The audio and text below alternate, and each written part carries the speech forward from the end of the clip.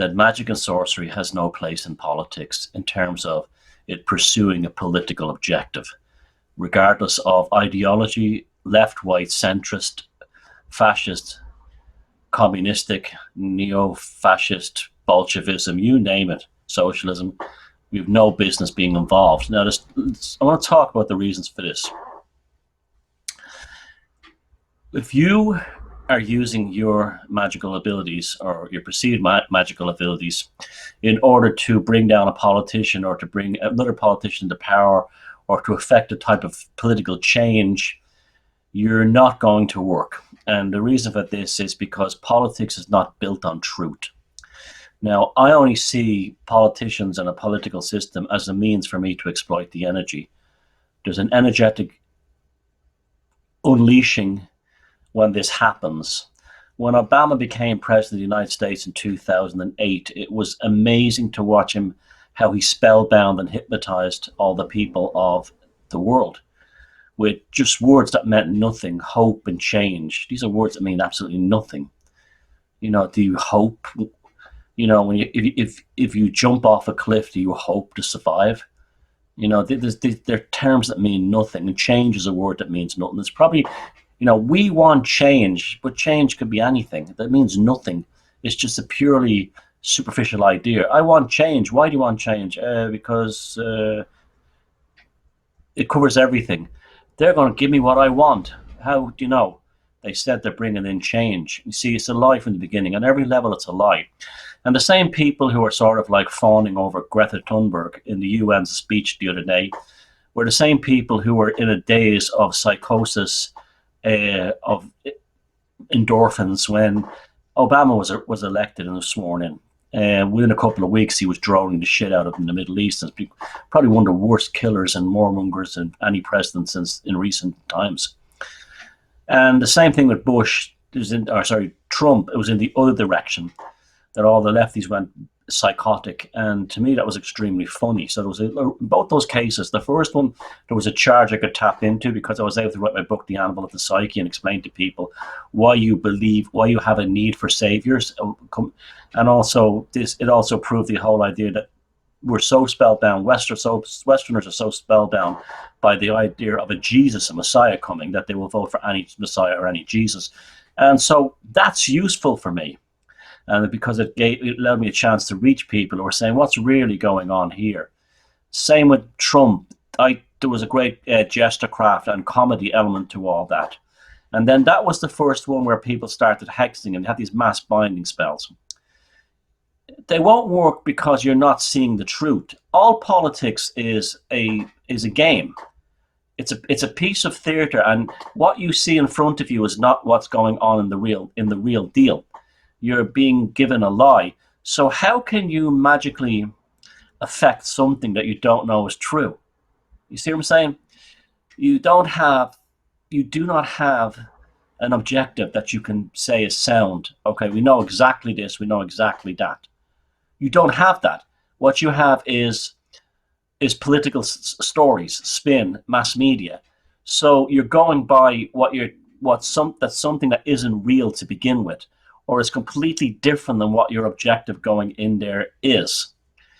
And so you can sit there spellbind till your head's in the face and trying to get rid of Trump by using mass binding spells, but it won't work. And secondly, you'll almost certainly will damage yourself. You cannot curse or hex someone that has done you no personal harm. And those people say, well, he's made me feel uncomfortable because I'm an SJW. He didn't sit down and personally do that to you personally. It has to be you personally. It can't be your feelings. It can't be your opinions. It can't be that. It has to be an assault on you personally. And then the rules of engagement are quite clear. It's fair game from that point on. So if you're an SJW in Brooklyn who's cursing Trump or binding him, same thing, by the way, and thinking that you have a legitimate grievance to do this because, you know, you support 57 genders, unless Trump sat down and, you know, picked you out of a crowd and named you and went after you for that reason, that spell or that hex or that curse will backfire on you, because you are not given you are not subject to the rules of engagement. You attack something that didn't attack you. Feelings, if you try to hack someone based on feelings, you will always fail. Always. It's only if they've done something deliberately harmful to you with the agenda of harming you that it's fair game. And I'm talking about sitting down and planning it. I'm not talking about a spur of the moment thing where people like had an argument or something like that, or someone called you a name. I'm talking about they sat down and they planned to hurt you specifically. That's fair game. Now that's okay. This is not okay when you say, I'm going to do it to this politician because he or she has policies that I'm offended by. The universe is not a moron. You're a moron, but the universe is not a moron. Always remember that. You're a moron if you do that. Your feelings don't matter. They don't matter. Your opinions don't matter. Now, a good example of this is Haiti. Haiti is a country consumed with voodoo, okay? And it's probably the worst place on earth. It's an absolute catastrophe area. And then people say, well, that's proof that the voodoo doesn't work. Actually, it's proof that the voodoo does work, because that is nothing but a nation of rebounded curses. It's proof it does work, because in cultures like that, they curse somebody for no reason.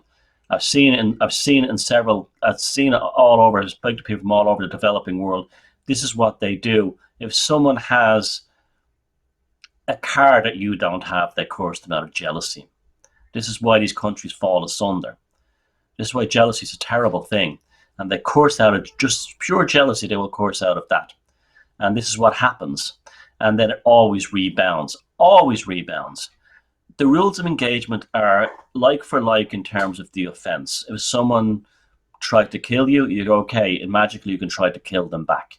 If someone tried to destroy you, magically you can destroy them back. Only if it's personal and only if it was planned. Now, adding this to politics is the same thing, except the repercussions are much more disastrous for you personally and for your society as a whole, because you don't even really know what you're assaulting or what you're attacking or what you're going for. Now, people will say on the right, sometimes the political establishment uses magic on the people. Absolutely true. We saw that with the Third Reich. The Third Reich, I wrote a book about it called Walpurgis Night. The Third Reich was saturated in sorcery and magic and definitely used it. What happened to the Third Reich? They were destroyed. You might get away with it for a while, but you won't get away with it forever. And when things start going wrong, it's the same issue appears again and again. They try to correct it. So with more sorcery, more spells, or more magic, you have to stop and get away. You can't just add spell upon magic. It's confusion. It's the ultimate form of rubbish in and rubbish out. It just creates chaos. And this is why places like Haiti are the way they are. It's endless. It's non-stop. Curse, spell, spell, spell. He has a new iPad. I'm going to curse him. She has a new hairstyle. It looks better than me. I'm going to curse her. And they all rebound because they don't have a magical maturity there. Of course, there will be people who do, like the proper old-timers involved in voodoo they would absolutely have a real thing about that. But curse-based magic creates a very unhappy society.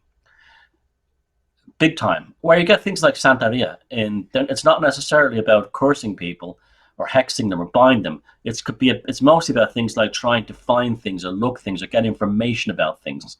And that's a much better way to do it, a much better way to go about it. It's less destructive. It's much less destructive. There is a demonic entity in Latino, Mesoamerica, southern US, northern Mexico area called the Lechauza. Very interesting thing. Now, the Lechauza is almost like a demon of possession and jealousy. And the Lechauza is, again, it brings in the archetypal resonance, a middle-aged or older woman who sows gossip in a family After she's won the trust, she sows gossip in the family. She plays one against the other. She'll tell one person here this about that person, and then this person here that about that person, and they'll put them at odds with each other. They will get two people and play them together to work a third. She'll have sown many different things around either this community or this family or this social circle, this company, where people are all basically unknowingly undermining each other for her objectives. Now, it's what's really amazing about this is that she's also connected to owls, but not the owl like the owl of Athena. Well, it could be kind of like the owl of Athena, because she is, when an owl is seen, when these things are going on, where there's a family, where there's disruptions, where there's a community, a circle of friends, where there's suddenly strange changes and things going on out of the blue, and all different information being fed to each other by the central Lechauza figure, the owl archetype appears. Now, people say they try to associate the owl part of this as being a sign of evil. The owl is a sign of good. It's warning you. The owl sees in the dark. The owl sees in the dark. Okay, and what basically the Lechauza is doing in this community is hexing each other, hexing them, hex this, hex that. But they're hexing them in terms of getting them to hex themselves. He said this about you. That shouldn't be doing. Raise your kid this way. Tells the kid, your parent, like they'll do things I say to a kid.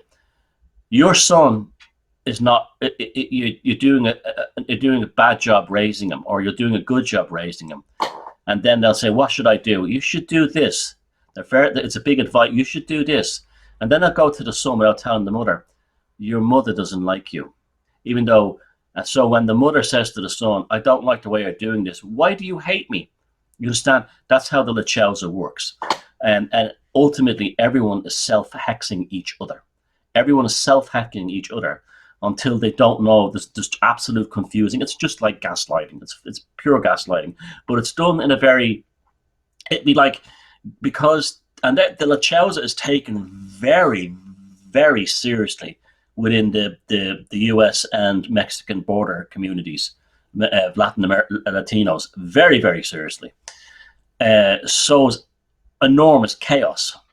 Now, and I said the owl shows up, and people go, "Well, the owl is the sign of evil," and it shows us here. No, the owl is just like the owl of Athena. You're being warned. The owl sees in the dark, and you don't physically often see an owl. You'll certainly, if you're on social media, there'll be pictures of owls everywhere. You'll see owls, owl artwork and designs and paintings and sculptures everywhere all of a sudden.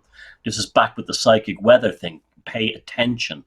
Pay attention. These things are happening. These synchronicities are happening for a reason. Now, taking the Lechauza and then putting it in government is exactly what a politician is. The politician, it's very hard to hex, you see, because on the micro level, the Lechauza has caused so much confusion and internal noise between a system of people, whether it be a company, a small village, a family. So it's hard to find the focal point. The focal point is the Lechauza until everyone figures out and says, "We got to get this bitch out of town." The same thing, you take the Lechauza on the micro level and you expand that to the macro level, and you have a politician. And so people are saying, well, his policies are this. He said he was going to do this about healthcare, or she said she was going to do this about infrastructure. And you might say, "Oh, you mean they're going to reduce hospital beds? I'm going to hex him." But it's never the truth. Reducing hospital beds could mean opening more private clinics, and actually there'd be an increase in hospital beds. You know what I'm saying? So you're hexing them based on things you don't have the full information. And the Lechauza is the politician is the Lechauza on a massive scale. It's playing this side against that side. It uses the media. And you do not know what the actual truth is. And that's when, if you get involved, like for instance, those ones who hexed Trump in that mass binding spell, they did that because they were upset that Hillary Clinton, a mass murdering psychopath, I might add, was not president of the United States. So they were the assumption that Hillary was some kind of beautiful, sainted being of light and virtue. They were already going into their mass binding spell impure. It's like just George Carlin said about politics. It's a game, and you're not in it. Well, it's the same thing of magic and interfering in politics. It's a game, and you're not in it. You're not in it. So what you think is being promoted on by the control system is not what's being promoted. How many people all through their lives say we vote these guys in on these promises, and then promises never happen. But yeah, if you're going to hex a politician, you're hexing him on something that he will never happen. You understand? You're throwing the energy away into nothing, and you know where that's going to come back? Right back to you. That's what that's going to come. So you can't. This is the inherent danger of it. You don't have enough information to get involved in the game. So don't play the game. This is how it works. There's the real side of magic, of politics, and there's the fake side of politics. And the fake side of politics is the real side of politics, and you don't know about it. You're never told about it, ever. Like you think this Brexit thing in England, that could have been planned 200 years ago for all you know. You just don't know, do you? You just don't know. We don't know anything. I mean, they even the Russo-British idea of the grand chessboard, where the whole world is organized into a giant chessboard, but moves are pre-planned decades and even centuries in advance. I think there could be an awful lot of truth to that. I think there could be so. If that's the real plan, and you're only annoyed at a politician because of a certain current trend, policy, or behavior, it's part of a massive ongoing thing. So how can you know what the objective is if you're, it's like that's a rubbish in, rubbish out. Also, there's another point to this as well, and this is integrity. Now, when I say integrity, I've got integrity. I care for the poor. I'm not talking about that integrity. I'm talking about integrity of magical self. To yourself. If you have to hex a politician or a political system, what's the first thing that says? You're powerless.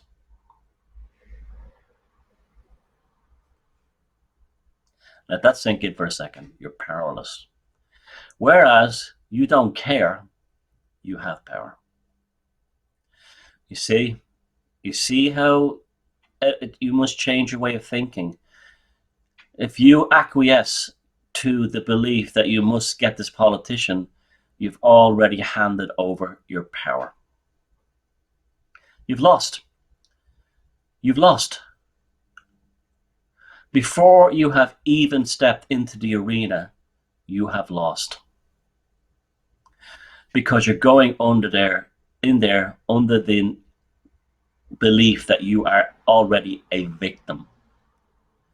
It's just like protest. If you want to know the ultimate reason why never to get involved in using your magic and sorcery in politics, look at protesting. What does protesting achieve? Nothing. Except, hey, Mr. Politician, please give me more shiny chains for my manacles. That's what protesting is. That's the only thing that protesting says. Let me put you in more power. Please do this for me, my overlord, my leader, my oppressor. Please do this for me.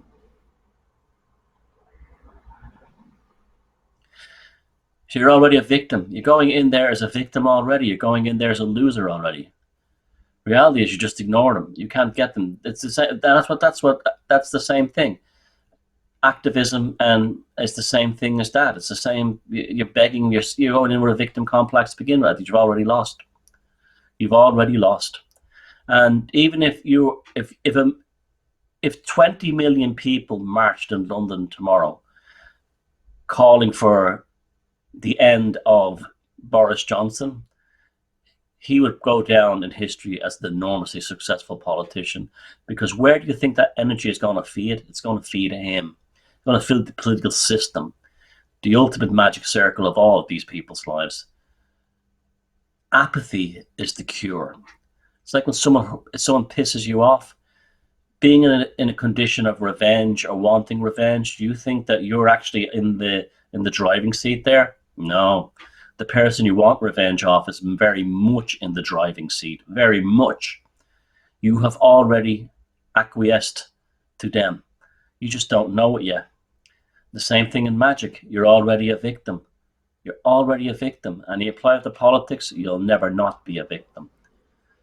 Apathy and walking away and not engaging is the best policy. You've also got a limited amount of psychic energy.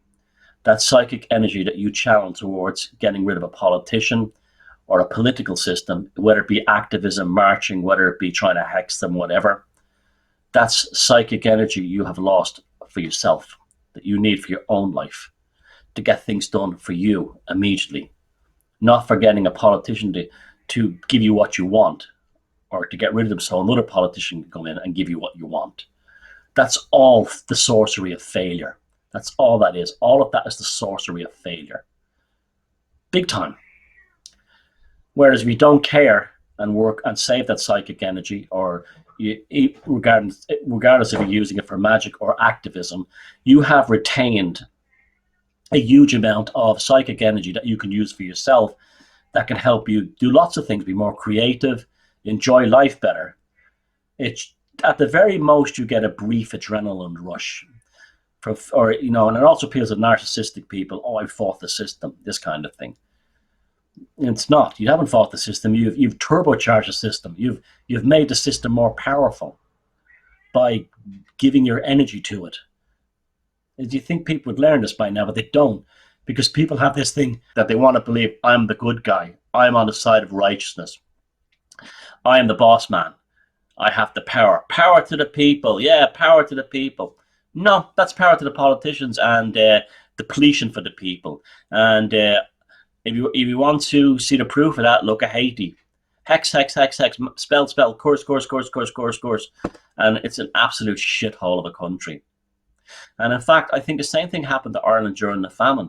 Prior to the famine, in rural Ireland, hexing and cursing was very, very common. Neighbor against neighbor, family against family. And that's probably what could have led to it. Is lots of, the only way to get away from that was to go to America or Australia or Canada or somewhere.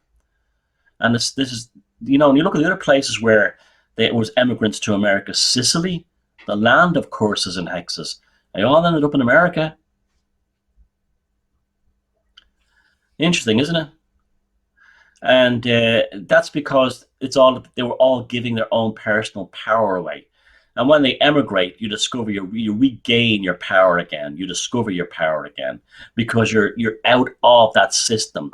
So that's what I would say to people who think that they can use their magic and their sorcery to change politicians or change the political system. It's a sorcery of failure. Firstly, you're denying yourself your own personal psychic energy. You're actually having the opposite effect by increasing the charisma of the politician, even by hating him. You're increasing his charisma or her charisma. And finally, it doesn't achieve anything. It's a zero-sum game. It has nothing. There's no end of any good in this for you. The only thing that you can use your magical abilities for is to improve your own life and the ones you love. But ultimately, by improving your own life and using your magic for yourself, you will develop charisma. And charisma is a fantastic currency in this world. Charisma can make your life so much more easier. You can get jobs easier. You can get things done easier. As people want to be around you. People like you. People find you interesting. They want to be there when you're talking. They want to be there and that's not like hanging out, looking, I'm great. It's because you have reserved your psychic energy rather than thrown it away. Like I can remember when we've all met these types, these student activist types. Everyone in the college hates them. You ever notice that? Everyone hates them. Why? Because they have no charisma. Who's the one that they all love? The fella who doesn't get involved in politics at all, or the girl doesn't get involved in politics at all, and they just have a natural, what they call it. They have that swagger. that brings you to them. And that's because either by default or on purpose, they have managed to retain their psychic energy and held on to their charisma. And that's probably the number one reason of all, to never ever put your magic in the arena of politics, because you'll lose your charisma. And in many ways, your charisma is really your soul when you think about it, the grace of the gods.